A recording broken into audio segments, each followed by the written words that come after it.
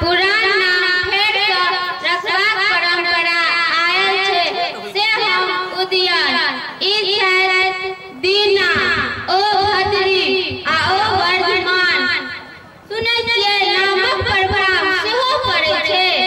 जे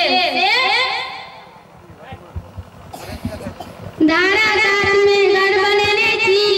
आ ओही धारा गात में घर बनेने छी धारा गात में आसाम वाला घर में निवास कन्यारत कतौ उद्यान ई मिथिला से बन गेल अछि। संतोष हल्का कन्या ना हेलो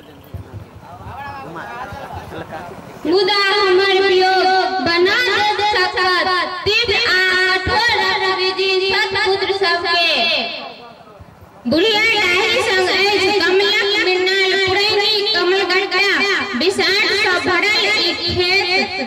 जे छलै सनगर यो बुढ़िया डाही कमल प्रेम कमल दह मृणाल घिना